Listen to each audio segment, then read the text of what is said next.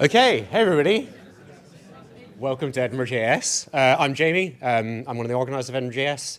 Yeah, thank you for turning out tonight. It's good to see such a big crowd yet again. Hope you're all enjoying the abundance of pizza that we accidentally got for tonight. Firstly, I would like to thank a few people, as I always do. Thank you to FanDuel for hosting us. They gave us the room for free. Thank you to KPV for sponsoring the pizza. Tom's sitting there. Thank you, Tom. Thank you to both of those. Thank you to Alan for live streaming. He's had a very busy day, very stressed, doing live streaming for paid clients. So I'm always very grateful that he turns up here and does this for free too. Tonight we've got two talks. Before we do that, I want to plug our Christmas social. So this is the last set of talks for the year. In December, we just have a low-key social. It is Tuesday, the 12th of December. We're going to go to JP's at the top of Leith Walk and just hang out, have a few drinks, spread some Christmas cheer. It will also be a joint social with the .NET group in Edinburgh. And I don't know anything about .NET, but yeah, I know, well, you know, maybe we can fight, I don't know. It should be good to hang out with more people in the community, and I think that will be a fun evening. I'll hit the notification thing on Meetup, so check your phones for that later on tonight. So first up tonight, we have got Rachel talking about maps. I think for meetups like this, Rachel wanting people to know that she's not actually a JavaScript developer. I was like, how do we intro this? And why is she here? But I think for JavaScript developers, JavaScript is such a wide topic, and there's so many different things that we can be involved in that I thought it would be good, since Rachel does DevRel, reaching out to the community, and also is from here, it'd be quite nice to hear from her about ArcGIS maps, and we can hopefully learn something we can implement in our projects. So, Rachel, over to you. Thanks, Jamie.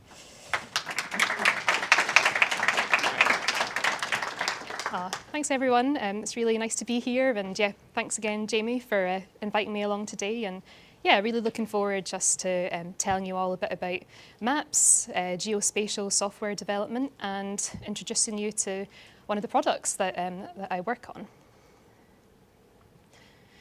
So yeah, bit of an introduction. Who am I? I'm Rachel, and I didn't always used to work in DevRel or as a software developer.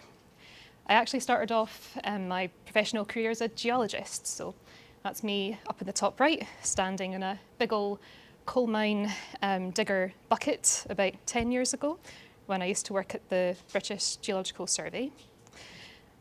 Decided to change careers about 5 years ago. Went to Coal Clan. This might be quite a familiar shot to you there. Any other Coal Clanners in the room? Yay, whoop. Nice to see you all here. And then after I graduated from Coal Clan, I joined Esri, the company that I am currently at, where I work as a product engineer on the Native Maps SDK team, along with my colleague Mark, who is also here today. So for the next 20 minutes or so, what we're going to look at, well, I just want to give a bit of a brief introduction into what geospatial is. I'm not sure how many of you already work with maps or work in geospatial. Can I have a show of hands if anyone does that kind of work? Yeah, awesome. Oh, cool. Awesome, nice to see you. So yeah, a bit of an intro to geospatial for those of you who aren't so familiar. And then we'll have a look at an introduction to Esri's suite of Maps SDKs, developer products called the ArcGIS Maps SDK. And despite not being a JavaScript developer, this was a really nice opportunity for me to try to learn some JavaScript. So I've also put together just a little demo just to be able to share some cool geospatial apps with you. And then finally, we'll take a look at, if you wanted to get started and use some of the SDKs, then we'll have a look there. But before diving into the more modern nature of geospatial and development, I just wanted to go a bit down a geospatial history kind of tour. So geospatial itself isn't necessarily anything new. Over the course of human history, we've been doing this for centuries. And I think one of my favorite examples is from a guy called Jon Snow, who is not a newsreader or a Game of Thrones character, but an English physician. who was studying cholera outbreaks in London in 1854. The map that probably those at the front can see, maybe at the back it's a bit less clear, but you can see there is a map from a part of London, Soho in London in 1854. And the areas marked in black represent houses where there were deaths from cholera. And it was in a really specific area of London, so there was a bit of a surprise about that. What John Snow recognised was that there was this kind of clustering of these dark areas on the map. So not only did he look at where the deaths were occurring, what households they were in, but he also looked at where the water pumps were, so that those at the time were getting their fresh water from the water pumps. And what he found was that there was one particular pump on Broad Street that was within close proximity to all the houses that had deaths from cholera. And as it turned out, that was the only pump within the area that had been contaminated by sewage. A baby's nappy had been thrown in, which had been infected by cholera. And so everyone drinking from that pump were then sadly dying from cholera. So he went to that water pump, he turned it off, and as a result, he was able to help slow the cholera outbreak in London at that time. So what was really exciting about that was he was instrumental in proving that cholera was not an airborne disease, as previously thought, but waterborne. And he was able to do that just by studying the where. So not just the why or the what, but the where. So I think that's a really nice little example of geospatial. So yeah, geospatial, it reflects what is happening, not only when, but also where, how events relate to each other. Things like studying the migratory pathways of animals. How does that relate to each other when you look at it over the course of the year? Where do they start off? Where do they migrate to? When does this happen? Where does it happen? How can we use that to inform future migration pathways? How can we use that to help animals perhaps crossing highways by putting bridges in to help them cross over? There's a lot of power of geospatial when you consider the where.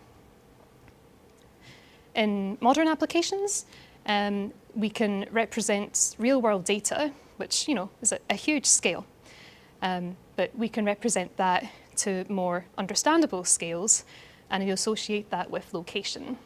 So these little layers off at the side here represent how we might do that. Everything is separated out into layers. You would have a base map, which acts as the context for your geospatial data. And then on top of that, you would have any number of data layers. So maybe those points up at the top are your migrating animals.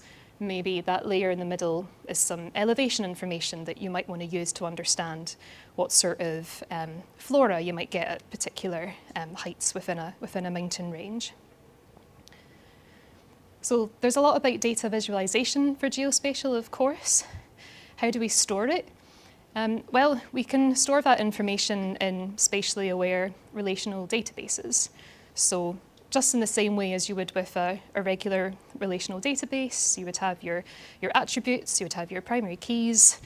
You'd be able to carry out queries on those to understand patterns between them.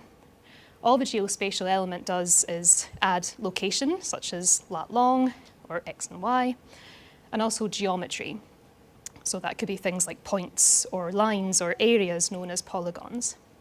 And then you can carry out geospatial queries on that data, such as understanding distances or buffers between points. How do points relate to each other within a particular distance?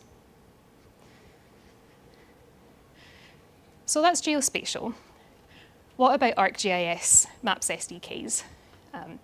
I always think this can be a bit of a mouthful if you're not used to working with Esri products. So just to break this down a little bit. So I work for Esri. Esri are the company who make ArcGIS software and software products and developer SDKs. So in the same way that Microsoft make Excel for data professionals to carry out their analysis, Esri make ArcGIS software for geospatial professionals to carry out their work. And there's a lot of software offerings out there within Esri, but what I'm going to focus on today is the developer products.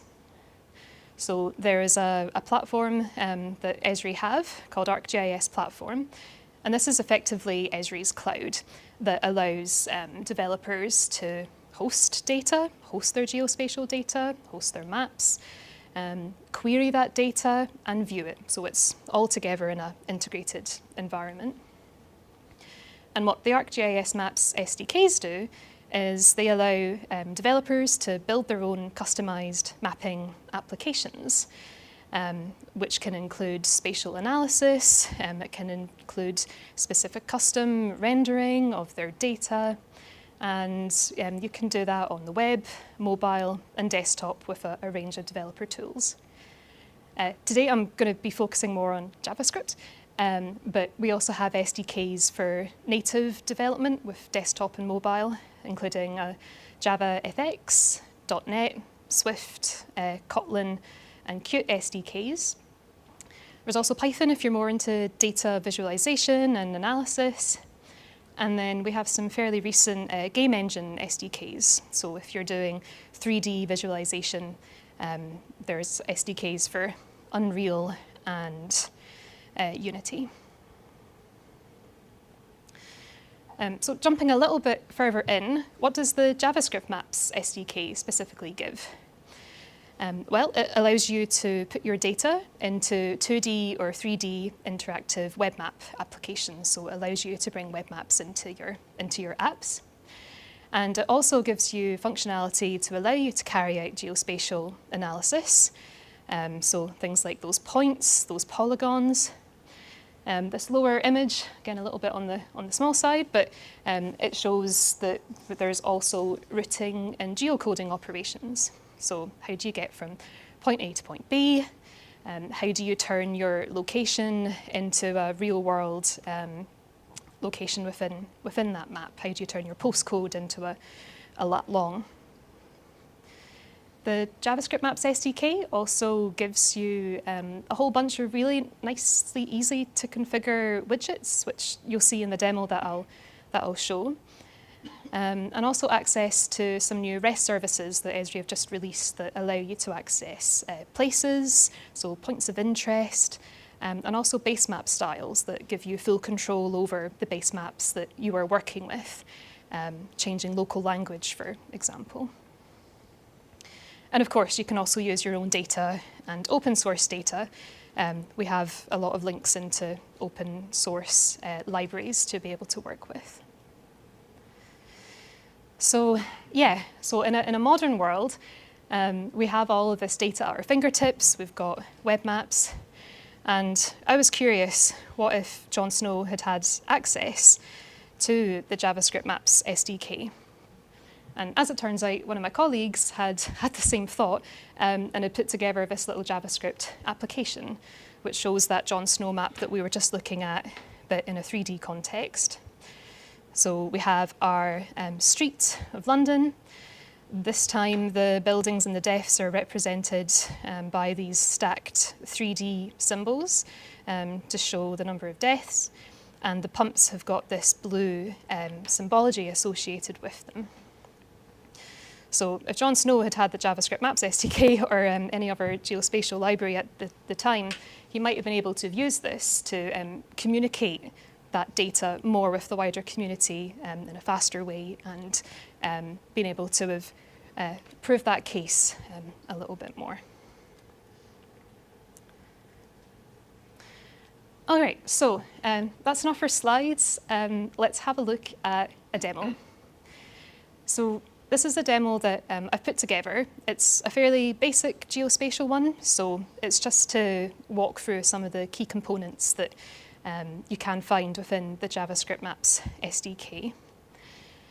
And my use case for this was that I have an hour-long lunch break. I know that I want to be able to maximize that lunch break. I'm just starting to really get into learning more about trees. And what I would really like to do is be able to walk for a maximum of 15 minutes, look at some trees, learn about them, and also meet a friend who might be wanting to do the same things. So can we use geospatial technology to find a common area that we can both walk to within 15 minutes that will have trees within that overlap? How many trees could we see? What type of tree could we see? How could we get used to that over the seasons? And we're going to do that by using a service area operation, which is a type of routing. And it allows you to pass in a point to be able to get a kind of walk time area returned. So let's hop over to have a look at that demo. So this is the kind of the base web map. And we're in Edinburgh. On this map, we're focused around Fountain Bridge. First of all, this is the base map. So this acts as the context for our data. This is an OpenStreetMap base map. So it's built by the community. And there's a whole load of information on it. Probably a bit more information than what me and my friend would need to be able to know where to walk to see some trees. So I've used this little base map gallery widget up in the top right that gives me access to all of the base maps that I can access with the Maps SDK. And I can just have a little browse through and scope out what some of the other map options might look like. So I quite like this one. It's a bit pastel-y, it's kind of friendly, but again, I probably don't need to have that much frill around my tree app. Something like this newspaper map, which has got a little bit more contrast, the kind of streets are picked out a bit more, that might act as quite a nice base map for my trees. But we're missing trees, so let's bring the trees in. Using this little widget component on the left, I've set up some pre-configured tasks that will allow me to add a tree layer. And these trees, I was amazed to find that Edinburgh City Council have this amazing collection of tree data to be able to access. So thanks to Edinburgh City Council for doing that. And you can see the meadows here. We've got all the trees that a lot of us will be familiar with. But it's quite cluttered looking, isn't it? There's quite a lot of data on that map. So using a feature reduction API, I can change how that data looks. And now we see bigger icons of trees that will represent where there's a higher clustering of trees. Smaller tree icons will represent where there's less trees. So it just means that I have slightly better interactions with my map now that there is less data on that app. So we've got our trees and we've got the base map. What about what about that location and that walk time? So my office is based at Esri. We're out over in Quarter Mile. So I'm going to just click on a point here around where that is. And you can see this kind of like reddish polygon has appeared. And what this has done is it's used a routing service, and it's determined that everything within that red polygon is within a 15-minute walk from my office. So there's lots of trees around for me to go and look at. But I want to look at it with my friend who lives out over in Dalry over here. They also have a lot of trees to be able to look at.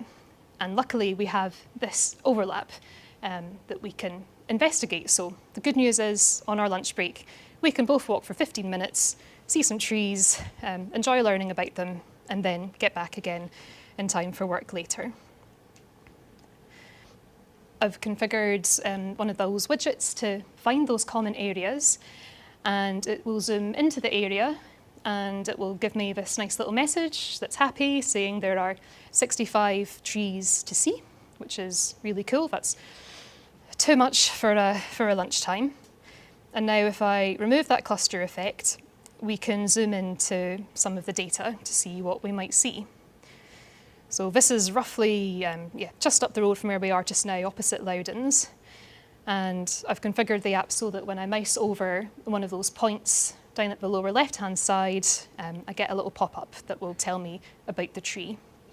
So me and my friend know now if we go to this area, say that we're trying to understand what rowan trees look like over lunchtime, over winter. We don't know what they look like. They've lost their leaves. They're just bark. They're just twigs. We can use this information to go and learn about them and keep learning about them over lunchtime. And of course, you could swap this data out for anything. This could be cafes. What cafes are open right now for us to go and meet and walk in between? This is just an illustration to share what kind of fun it can be as well, putting together a geospatial app.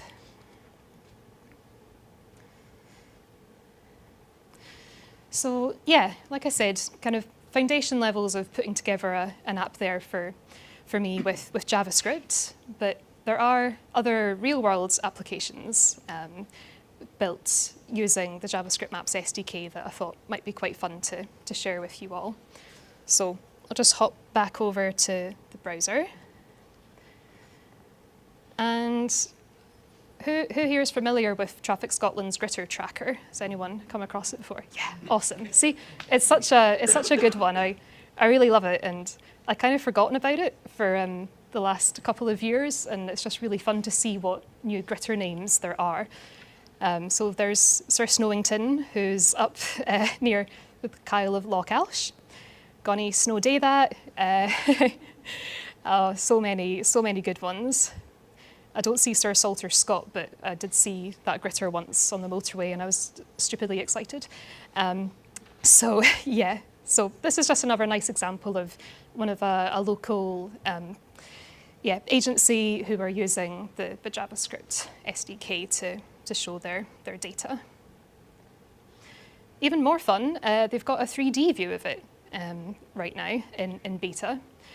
And one of the cool things I found about this, if we go to visit Sir Snowington up in the Highlands there, not only can you see that we've got this data now showing in 3D, so you can pick out the hills and the topography of Scotland, but you can also apply, with the JavaScript Maps SDK, some weather conditions.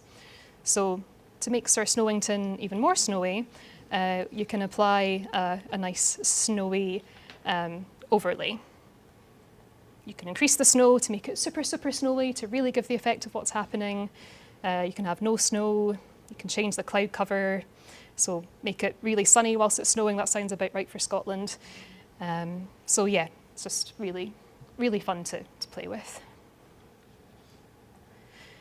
Another example that I really liked when trying to research what other apps have been built with the JavaScript Maps SDK is this one from the Swiss National Park. So they've got an interactive hiking trail.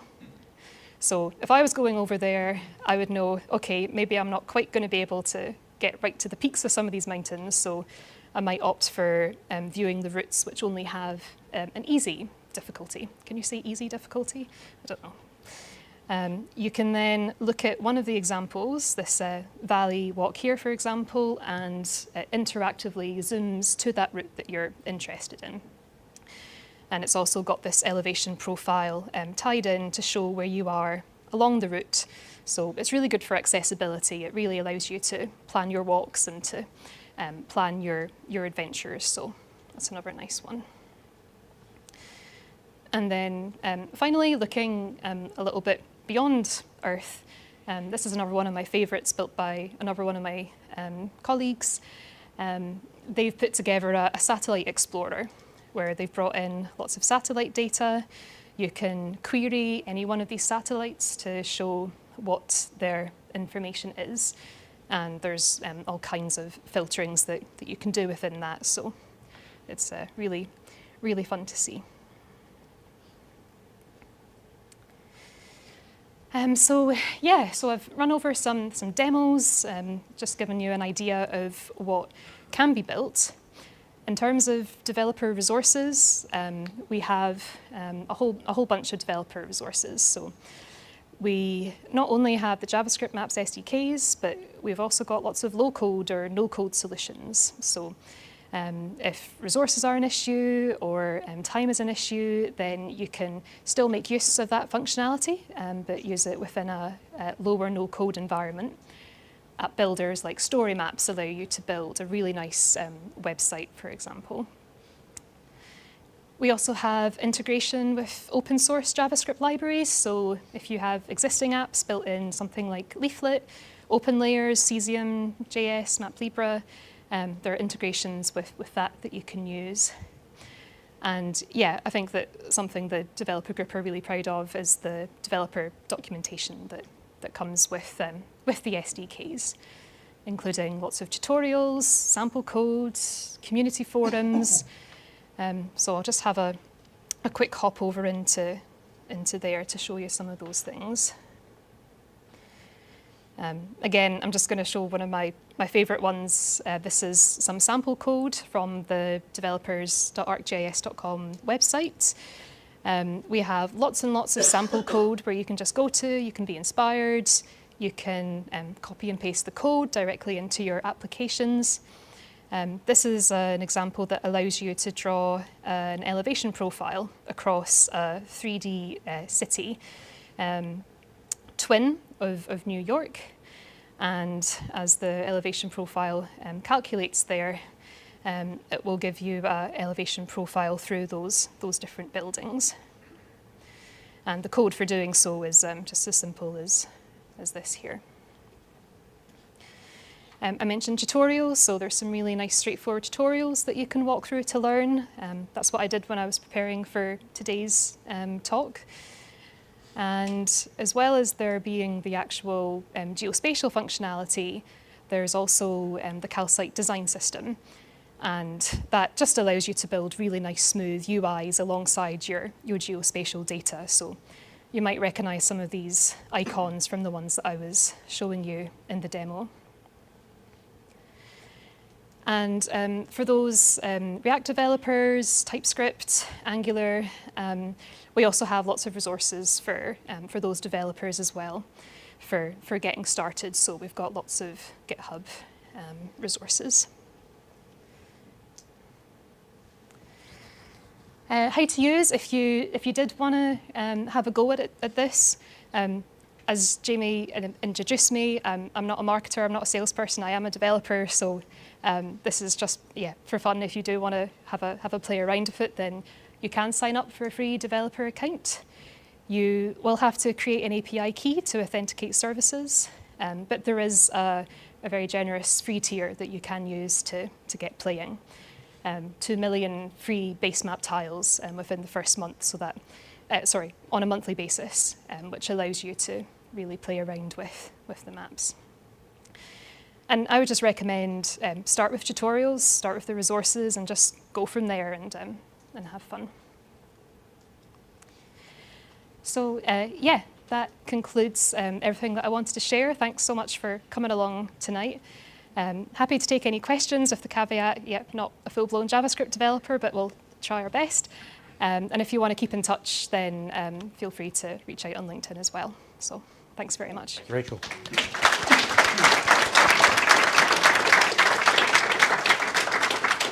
Awesome. I really like seeing what people like in the community work on and kind of your journey that you've been on.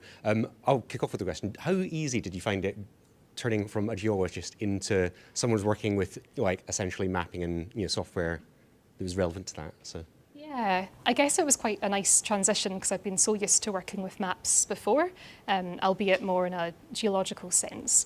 So I think that was one of the attractions for me when I was looking to change career. It was trying to sidestep into something that was still familiar. So a lot of the familiar concepts with seeing those data on the maps. But yeah, the big challenge was looking at it from the view of a software developer rather than the view of a user. Was it similar, or was it the terminology that you were familiar with, or was it different to? Yeah, I guess the terminology and just getting a better understanding of how it all worked underneath the hood. Because I would just be clicking and drawing maps on the surface before and being like, oh, cool, that's them saved. But then I got to have that insight into the geodatabases and how the spatial queries actually work and how you would really build up a map into those different layers. So, yeah. It's really cool. Does anybody have any questions? After that, hang on, I'm going to get a mic free for YouTube. Yeah, I'm just really wondering how difficult is it to integrate ONS level data into this system? Data, No, do you mean? Census level data typically comes in CSV format. Right. Yeah. So there's lots of sample code for bringing that type of data in. I was hoping to be able to show some of that, but because I was working on a local environment and I didn't quite know how to get over some of the hurdles, I think there was some course server type errors coming through. But yeah, you should be able to bring in those CSV type files. Did you want to add anything more about that, or? It's also possible that we've pre-processed that and made it available as a data set already, so it's worth talking to us before you put a lot of effort into trying to process this. We may have done it already. So. Cool. Sorry, talking to that. Yeah, I forget I should hand the mic to people who are talking, and then Alan shouts at me. So, Nate?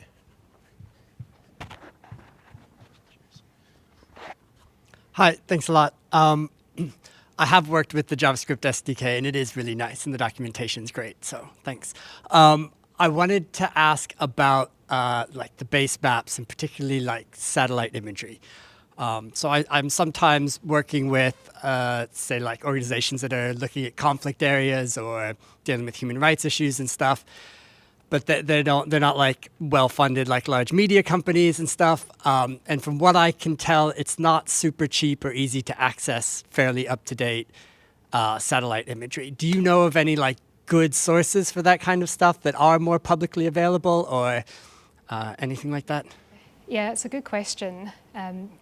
I don't know if OpenStreetMap do a lot of work with updating their satellite images, so I couldn't speak to them. Esri do also have a curated dataset catalogue called the Living Atlas. Is that something that you've come across before? So the Living Atlas, it's this huge curated dataset that does have more up-to-date satellite image rendering and customization options there.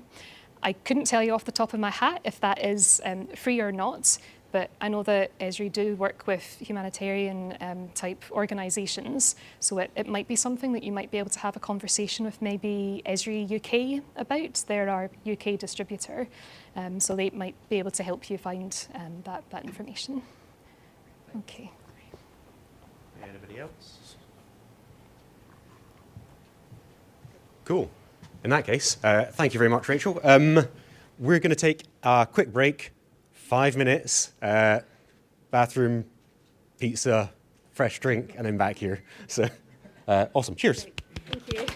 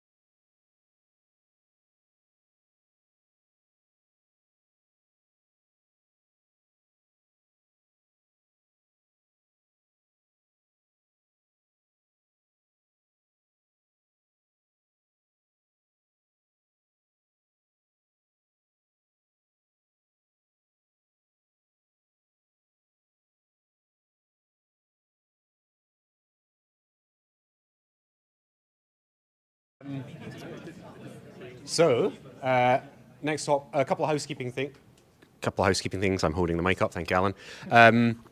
So I've just pushed the announce on the meetup for the Christmas social, so please do RSVP for that. Keep your RSVP updated because I've booked a table, and if there's loads of people, I need to book more tables, and if there are people don't show up, then I'll be sitting by myself at a very large table. So please do keep that up to date. Just in terms of recruitment, Tom, are you still recruiting?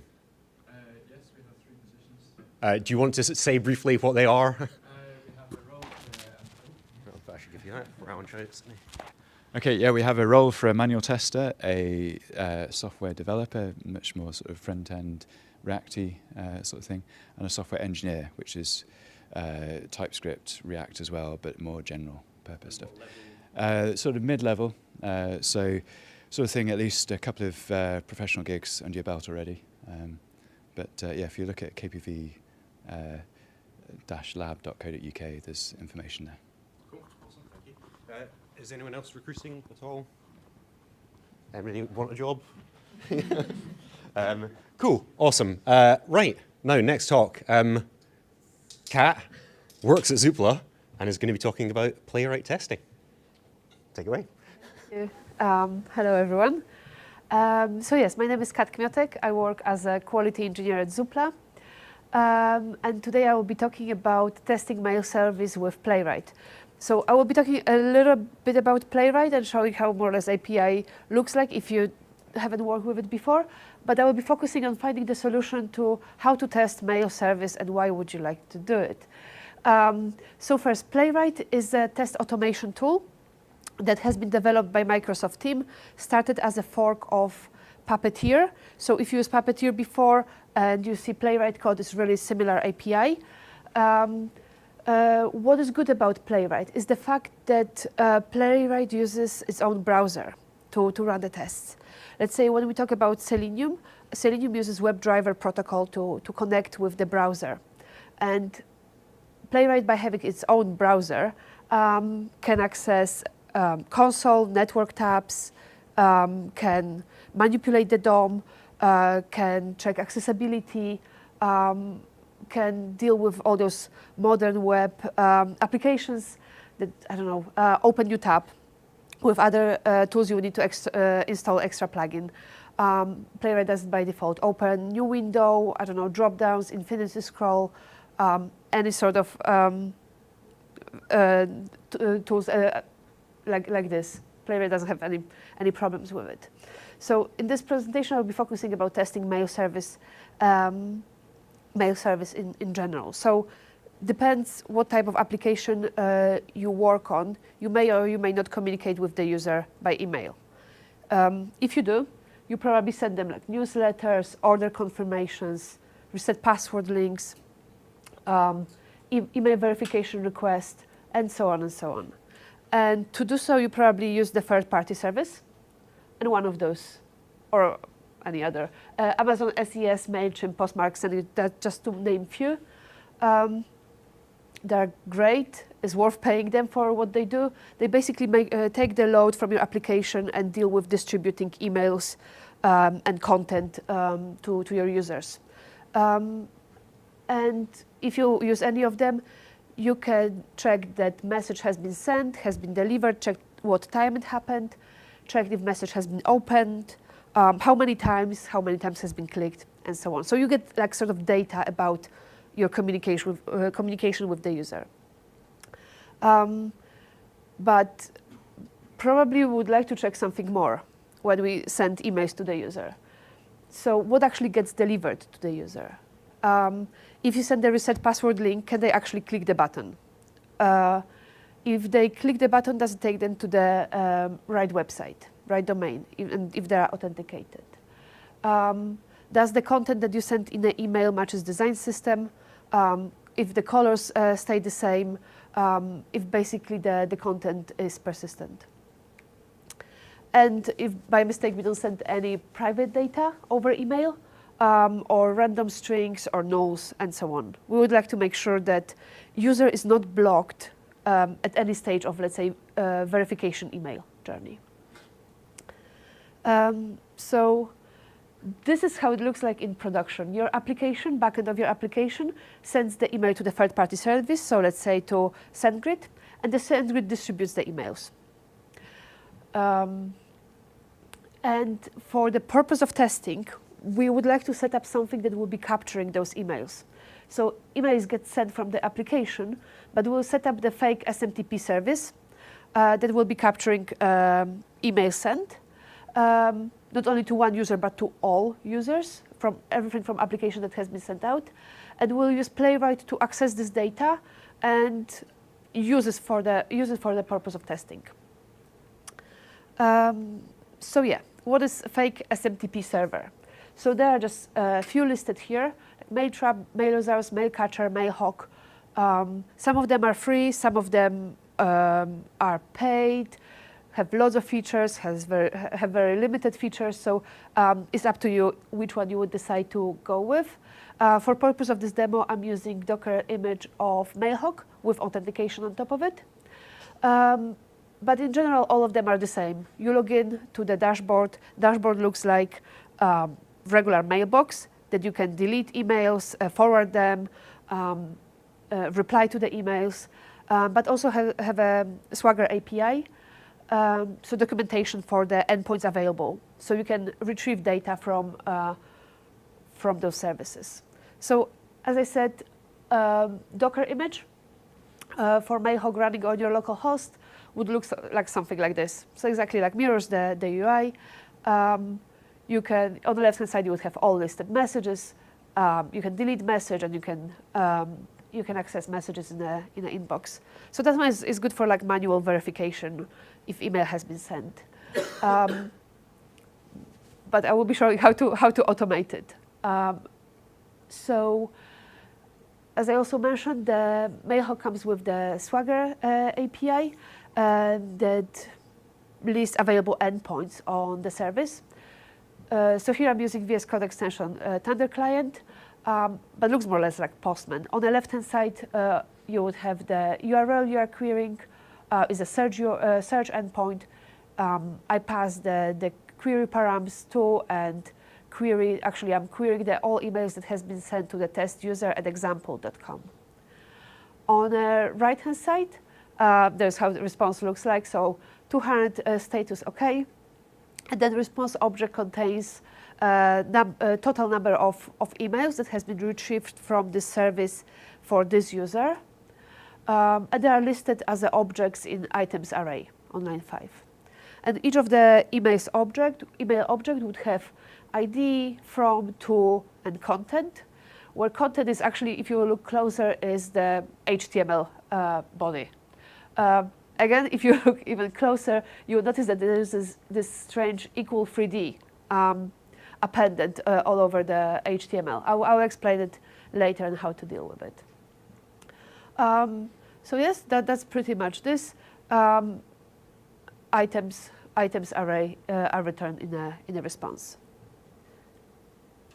So when we think about testing it, our spec file would consist few steps. So first there will be a precondition. Oh, let's say that the test case is user can verify email. So the precondition for this test will be that user creates the account and email gets sent. Obviously that can be automated before each hook. So that's the precondition for it. And the steps that we will be able to cover with Playwright, execute with Playwright, there will be accessing SMTP server, so Mailhawk server, get the last email that has been sent to this user, retrieve the HTML body part from this response, and so on those first 3 calls, we'll be leveraging Playwright API client functionality, where for render page with email content, so we'll use this HTML string to render new page. Click the button and confirm that a newly opened tab has expected URL. Yes, cool. Yes, so I did set up the fixture for this test just to have it separated from rest of UI-related fixture. That one just sets up the API context on line 11. That takes the base URL, so the localhost 8025 where Mailhawk is running on, passes extra HTTP headers with authentication. And because I'm running it against the local host, against HTTP without S, I want to ignore HTTPS errors in this context.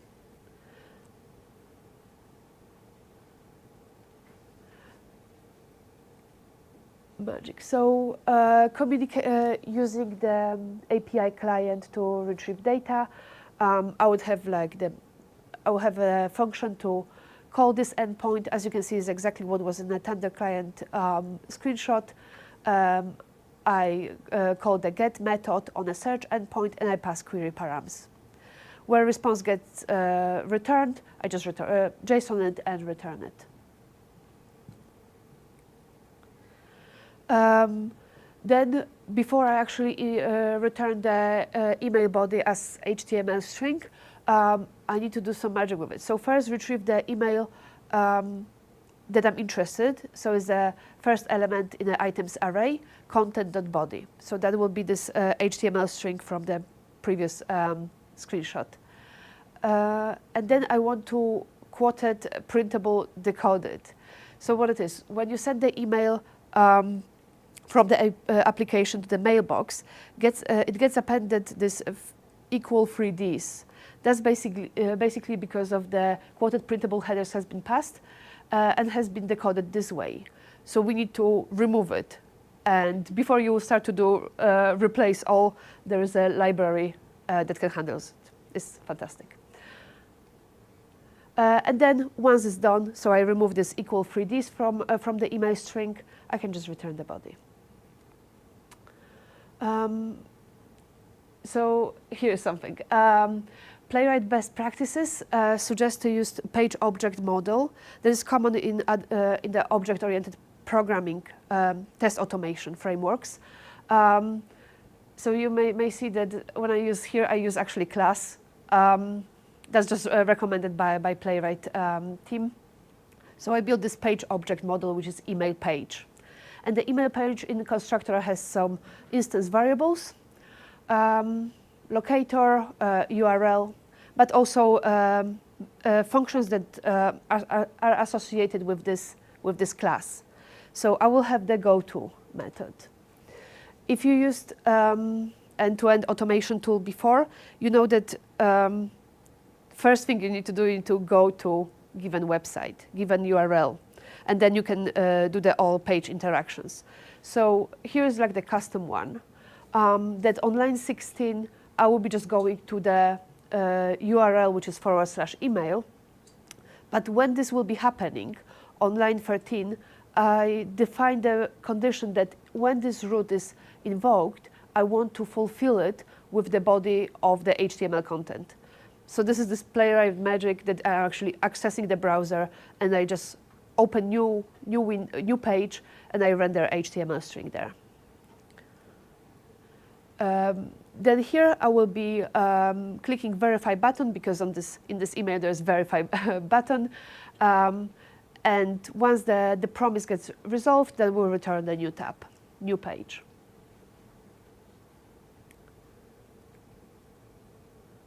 Okay, so going back to tests, that's more or less how test completed looks like. So I have HTML body that gets returned from the call to API for this test user at example.com. Then I create the instance of the email page, and I can interact with it on line 12 goto. So go to HTML body, and then email page, click the button, and then I verify that the expected URL is present on the newly opened page. As you can see, there is lots of awaits here. Playwright by default is async. Just remember to await every time. Okay, so that's if you would run the Playwright in a debug mode. So you run it on your machine, and it opens the browser. You can click through the steps of execution, and that one gets rendered on in a newly opened page. As you can see, the URL is /email.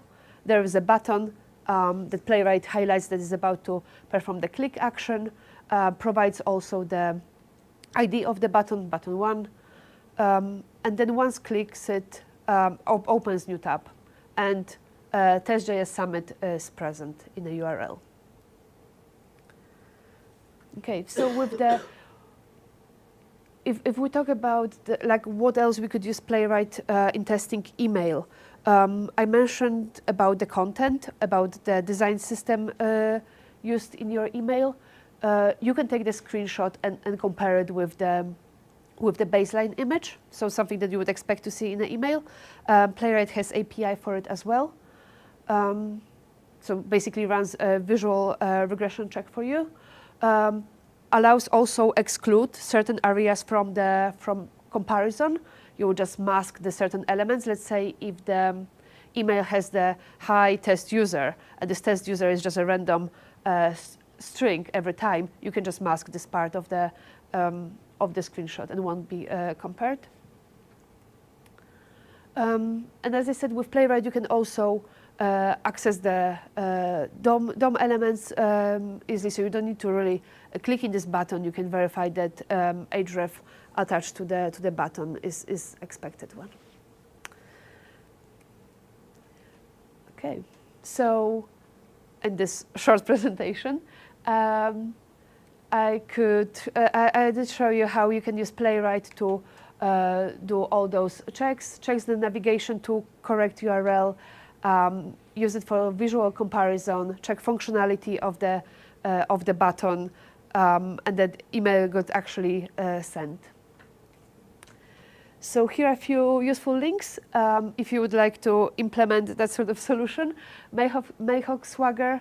I think that there are just only 2 endpoints available there, so it's very simple. Mayhawk Docker with off. If you want to run it locally, you can also run it in the pipeline or in the lower environments. More about equal3d, so quoted printable. Thunder client, so VS Code extension that is much faster than Postman, and link to contact me. But you cannot access this link until you actually scan this QR code. So this, if you scan this QR code, that will take you to the copy of the slides. If you want to revisit it later, has been deployed, and I'm not touching URL, so we'll be fine. Thank you. Cool, thank you, Karen. You know, I actually have to admit, I was like, I've never tested the emails that anything that I've ever written. I was just so like, did I get it? Yeah, I suppose, you know, yeah. So that's the best part of my job, that sometimes there are challenges that are like, how I would do it. Yeah. Okay, I will try. And there are solutions out there. Really cool. I'll also post the link to this in the Discord as well, Oh, yeah. and on the website and so on. Cool. Does anybody have any questions about Playwright or testing emails?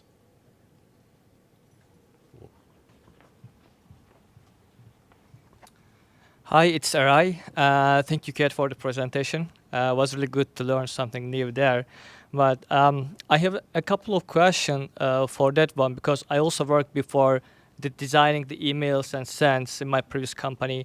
And we had also, like, in the Zoopla, probably you have the same, like a broad audience for that emails. They use different email clients, like someone can use the Outlook, someone can use the Air email, someone using Gmail, and a lot of difference. And I know sometimes the rendering is not same in that clients. So like when you send something, it can be broken in Outlook.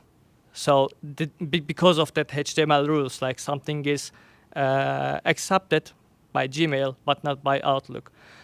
So just I would like to ask, did you consider these kind of things while test? Because I see that test only runs in one browser, and you just check actually the HTML content. But did you have any issue? Did you make any research before? What's the percentage of your users, clients, and if you target actually that client? That's a good question. I didn't research it. I wasn't actually aware of it. But I would guess that would be something that could be manually tested and verified. That one is just for purpose of functionality checking of the what you send to the user. But yeah, manual testing would be like complementary for sure here. Probably some requirements gathering from the PM and more knowledge about the users. But as you are saying, if you work with broad range of users, you'll have to test on all available mail clients, right? Yeah, I wouldn't say the all, but I mean checking the email clients most people use and let's say the top 5 that to be more confident. And What are the differences between? So something that could impact the user? mostly about the styling parts. Parts. So when Okay. not the functionality, as far as I remember, but not all styling is work. Like, of course, maybe they fix it in the newest the versions, but there are still people use the old versions of that clients, unfortunately. Okay. So I just want to ask. And another question, like which server actually you run your tests, like I mean, Server? Sorry.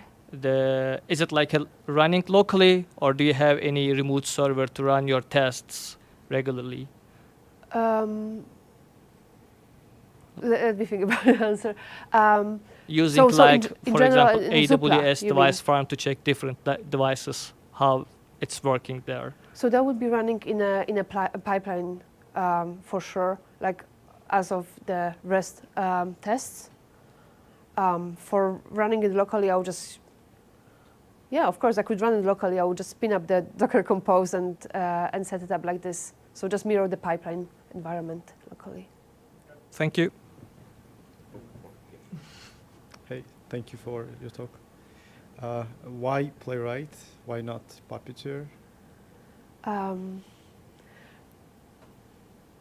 Maybe because of the Playwright is a tool developed by Microsoft, so you can kind of be sure that they will keep investing in it.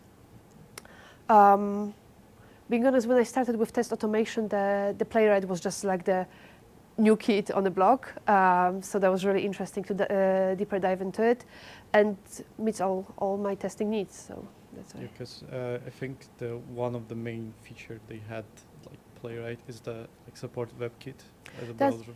That's right. But if you're not using, it seems like it's almost the same Puppeteer wrapped with the Playwright. And is there any features that are I really like. different from the Puppeteer? Being honest, I don't have much experience with Puppeteer, so I won't tell you about the recent releases. When Playwright was starting, the API looked more or less the same. If you use Puppeteer, there was just this $sign for selecting locators. Now they expanded also to cover component testing, and the syntax matches really like React testing library for like get by text, get by ID, and so on. So you don't need to do the $sign. No dollars. Cool. Anyone else?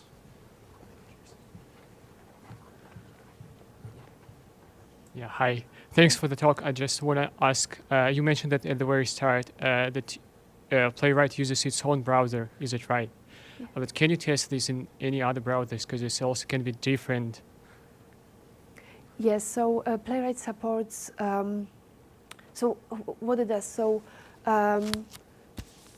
Playwright connects with the browsers of the over Chrome DevTools protocol. So Chrome is by default, but they also build the support for connecting to Safari and Firefox. So that's what it makes it unique. So when you have a Playwright config, you can specify what browser type you want to use. And of course, there are differences between all those browsers. So maybe you can separate projects that some of the tests would run in this browser, some of them would cover this journey, and so on. Yes, Playwright supports the 3 main ones. Okay, yeah, thanks for answering. And just want to add a bit more information. Yeah, so the other person mentioned that he was testing like in the different environments and different servers. So I was also been testing different emails, and depending on the server you're using, for example, Gmail or like 10 minutes mails you can use also, and they all display differently because some of them may use like CSS 2.0, some of them 2.1, and it just depends on the server which runs this email. So I would recommend to see. Do you remember when I provided links to few fake SMTP servers. Some of them are paid. I was using the free version. So possibly the paid one give you like the more features if you want to testing in a different mail clients and their release versions. Thank you. Just wanted to mention this. Yeah, thanks. Yeah. Anyone else? Throw a hand up. Okay.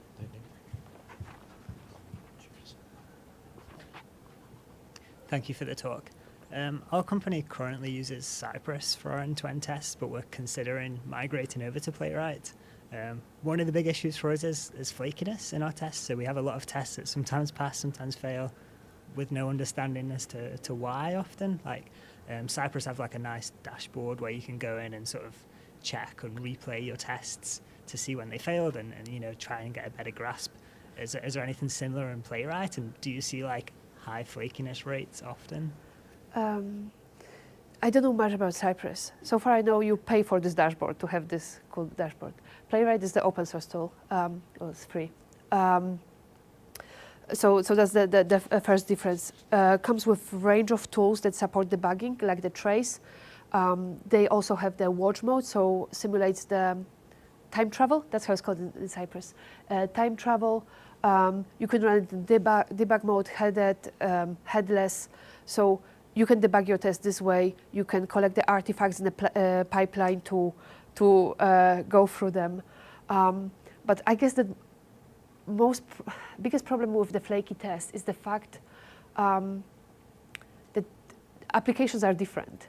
You know, the application that they show on their documentation page, which is just playwright.dev, that one is fine, nothing is happening. But let's say the application that I work on, there's tons of processes running in the background. Usually basically there is no enough weight for an element to appear in the DOM. Playwright has lots of auto weights inbuilt. You can also control the timeout for it, but also you can chain it. So something that I really like for Playwright is you can click the button and chain it with the wait for response. So accessing the network tag and checking that the response has finished, the one you are interested, before going forward with the next steps. I'm not sure, probably you can do it with Cypress as well, with extra plugins or something. But yeah, it's just like each application is different. But also I think that when you write your test, you should put as much effort as writing production code. Just the quality of the code for the test, that's the main thing. Looking forward to your talk in about 6 months, how I fix my test suite. Yeah, hi, thank you for the talk. Hello. I was trying to authenticate via Cypress. So how's the things in Playwright? Means I was using key clock for my application. So how's the things for like OIDC authentication, and how do we do automate this part in Playwright? Authentication. I'm sorry, I'm not familiar with technologies you mentioned, but you mean like the UI authentication or API authentication? User authentication. User authentication, yeah. Yeah, I keep looking like that would be my my terminal there.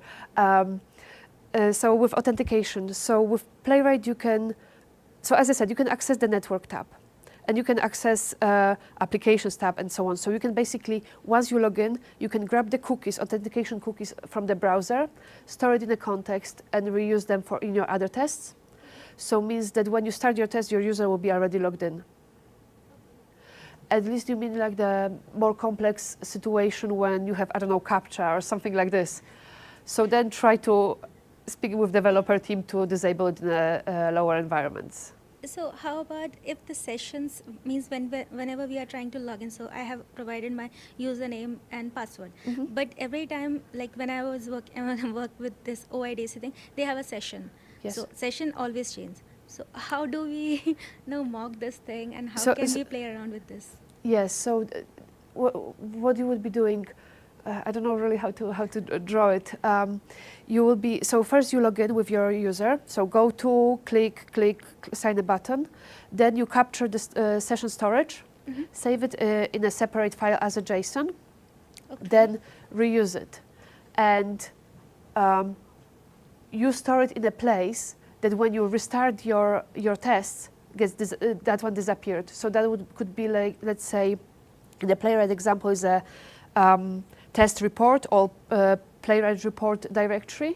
They're just temporary for the storing artifacts. So once you would run your test again, we'll again go through the stage of authenticating the user and then using it for tests.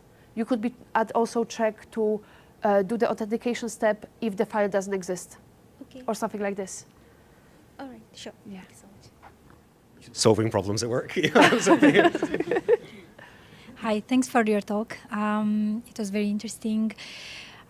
Just curious, what are the biggest challenges, if there are any, using a Playwright? Challenges? If you start a new project, it's simple. It's great learning. Documentation is fantastic, and there's a big community that supports Playwright. The problem would be when you think about migrating from Cypress to Playwright, because that's a lot of job. That's you are learning new tool. Similar, fairly similar, but still new tool. Migrating tools. Have you done any migration between another automation tool? From Selenium C# to Playwright TypeScript. Yeah, so basically you set up the framework. Set up the framework and migrate one test by one, I guess. That's the safest way. Cool. Thank you very much. Anyone else? Last one. Yeah, thanks. Maybe I feel like someone else touched on something similar, but so you're running the fake SMTP server as a separate service. Do you ever run into like race conditions, and how do you actually how do you determine that the email has been delivered to the fake SMTP server? How do you make sure that the test script waits for that to happen, if that makes sense? Or do you not really run into that because it's all running locally? It's just like the telnet connection to the. You just basically you plug the server to where mail service would sit, like SandGrid, and no, never happened. Never happened. Maybe the fact that everything in Playwright is awaited, I don't know. Probably not. Doesn't wait for something to be delivered, but never happened. But also probably we are not talking about the load as your production application sends email to the huge group of the user. It just waits for one test. There is no traffic. There is no. Yeah. Okay. Thanks. You write really slow test suites. You never encounter race conditions. Cool. Well, thank you very much, Kat. That was great. Round of applause. Thank you.